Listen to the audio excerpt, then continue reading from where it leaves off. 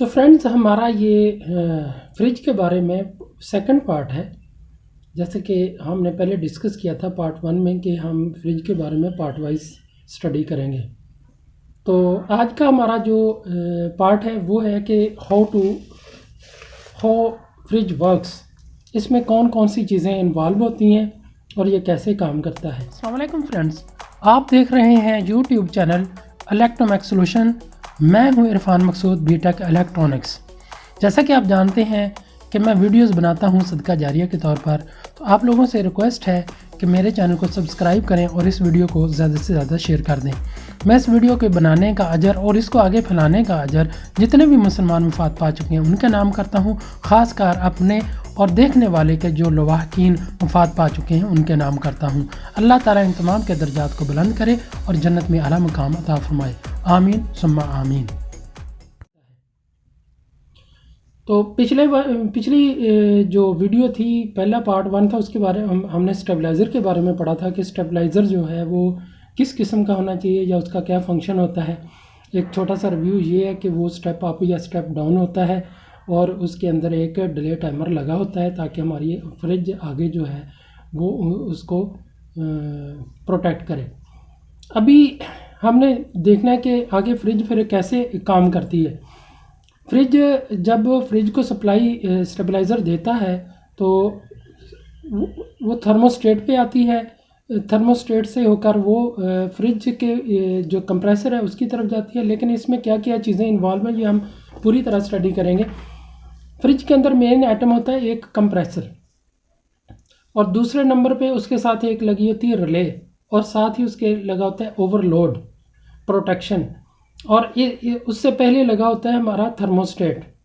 तो ये 3 चीज़ें हो गई, 4 चीज़ें कह सकते हैं आप। और इसके साथ एक बल्ब लगा होता है। ये इलेक्ट्रिकल जो चीज़ें इसके अंदर इन्वॉल्व होती हैं वो मेन यही होती हैं।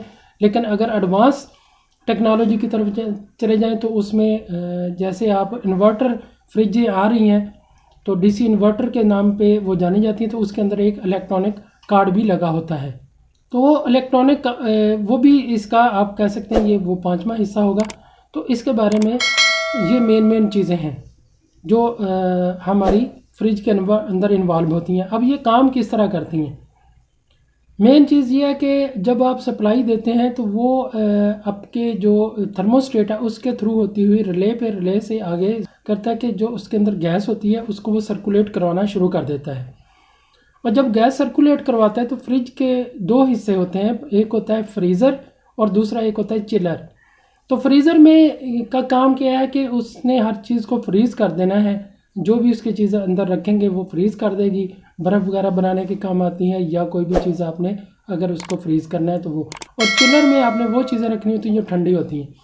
तो जब गैस निकलती है और एक कंडेंसर लगा होता है फ्रिज के पीछे जो आपकी गैस गर्म होकर वापस आती है उसको ठंडा करने के लिए, और वो फिर कंप्रेसर में जाती है। तो कंप्रेसर के अंदर फिर वो जो गैस है प्रेशर के साथ आगे जाती है, वो ठंडी होती है और वो पहले ऊपर वाले खाने में जाती है, या वो उसकी डिपेंड करता है कि राइट साइड से शुरू करेगी या बैक साइड से या लेफ़्ट से या वो नीचे वाली प्लेट से।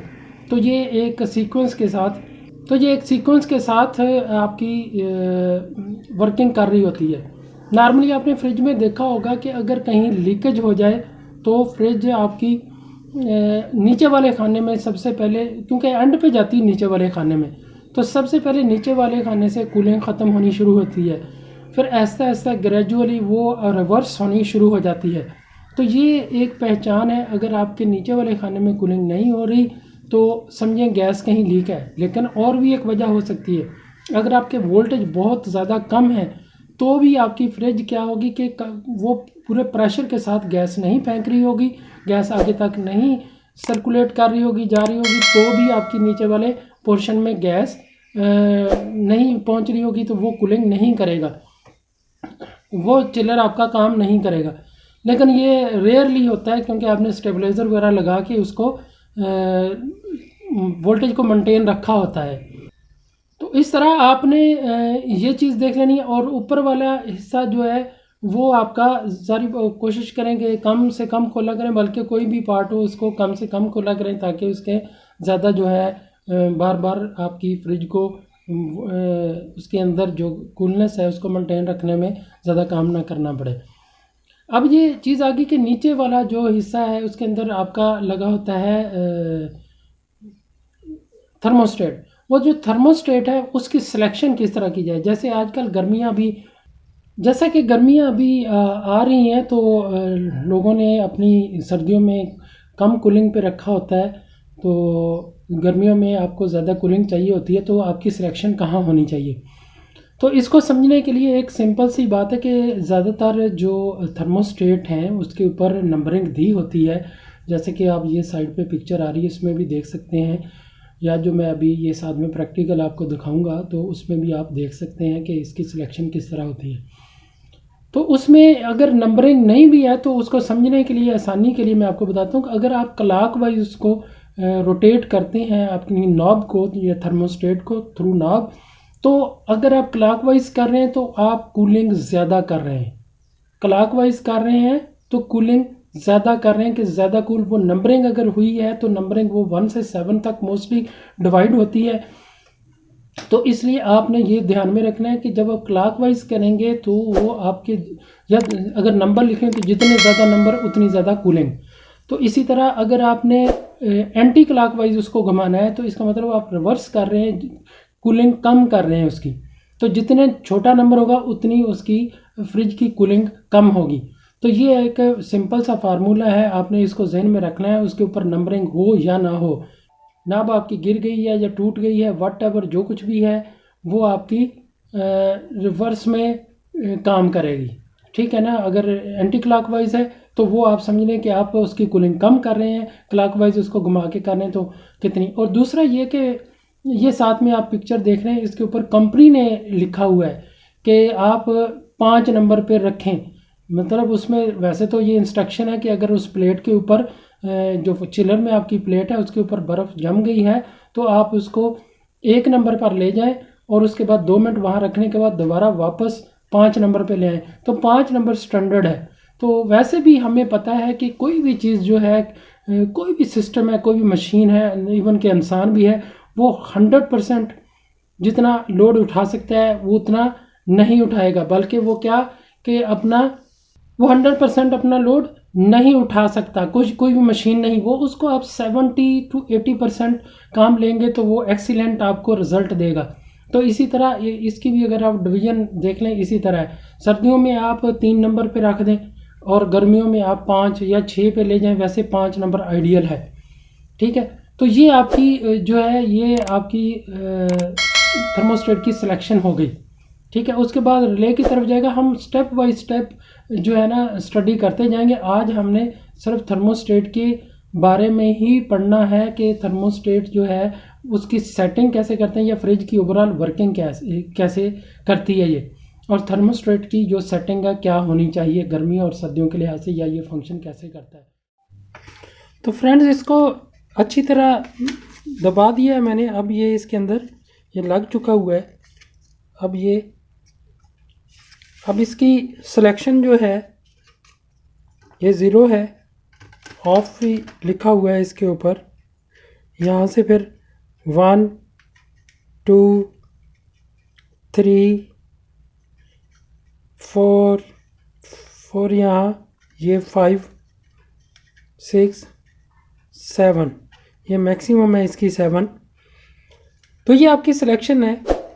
तो याद रखें कि आपका नॉर्मली हमें नहीं पता चलता, कुछ फ्रिज ऐसे होते हैं या कुछ नॉब्स ऐसी होती हैं जिसके ऊपर नंबरिंग नहीं होती, तो पता नहीं चलता कि फ्रिज तेज़ कहाँ हो रहा है और स्लो कहाँ हो रहा है। तो तेज़ करने के लिए याद रखें ये नंबर्स, अगर आप क्लॉक वाइज घुमाते हैं तो वो तेज़ होगा, ठीक है। ये देखें 7 नंबर तो ये मैक्सिमम है। 5 पे चले जाएं, 4 3 2 1 और ये ऑफ हो जाएगा यहाँ। तो ये एंटी क्लॉकवाइज आप ये मिनिमम होगा, इसकी कूलिंग कम होगी, और क्लॉकवाइज इसकी कूलिंग ज़्यादा होगी।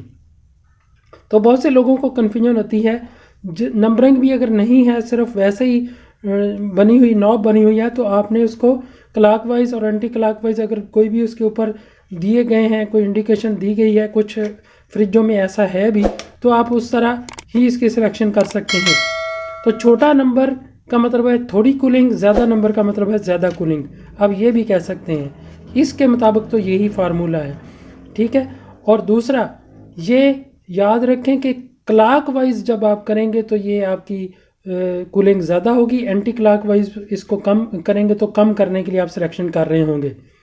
तो ये इसी तरह लगा होता है नॉर्मली, आप जहाँ भी देख लें ये टॉप पे लगा हुआ था, अगर साइड पे लगा होगा तो ये पैनल इस तरह से आ जाएगा, ठीक है, ये साइड वाइज हो जाएगा। तो इसकी सिलेक्शन आपने बस यही याद रखना है। तो साइड वाइज होगा तो ऐसे हो जाएगा, टॉप पे होगा तो ऐसे हो जाएगा, जो जैसे भी होगा इसके क्लॉकवाइज और एंटी क्लॉकवाइज का आपने जहन में रखना है। तो ये इसकी सिलेक्शन हो गई, ये इसका बदलने का प्रोसीजर। अभी हम इसको फ्रिज में लगाते हुए इसकी जो जो तारें जहाँ लगी थी वहाँ लगा देंगे। मेरे ख्याल में आपको ये वीडियो पसंद आई होगी। अगर आप यहाँ तक वीडियो देख चुके हैं, यकीनन आपको कुछ बेनिफिट भी हुआ होगा।